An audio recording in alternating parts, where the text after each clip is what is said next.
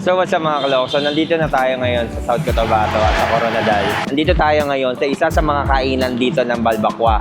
Isa ito sa mga sikat na pagkain dito sa lugar na to. Kung palalagpasin natin to, parang hindi tayo pumunta sa lugar na to. Samahan nyo ako, tikman natin to yung Balbakwa. So yan, nakakasama natin ngayon dito si Ma'am Fritz, si Ma'am Christine, yan, from DOT. And DOT Region 12. Yes, sir. Tama. And then siyempre, dito pa rin si Sir Bobby. Yung napaka-pogi natin driver. Yes! So, syempre, huwag na nating patagalin at ito nga pala yung Balbakwa na sikat sa lugar na to. So, dapat nating kainin to dahil pag di tayo kumain, parang di tayo nakarating sa lugar na to. Diba? So, ano ba hinihintay natin? Tara, kain tayo. So, beef siya, no?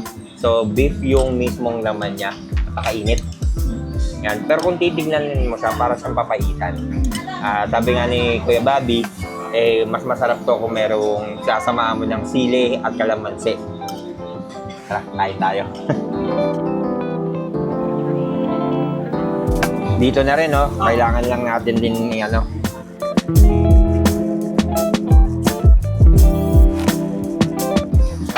So, since mahilig tayo sa mga tagal na rin natin ng mga sili.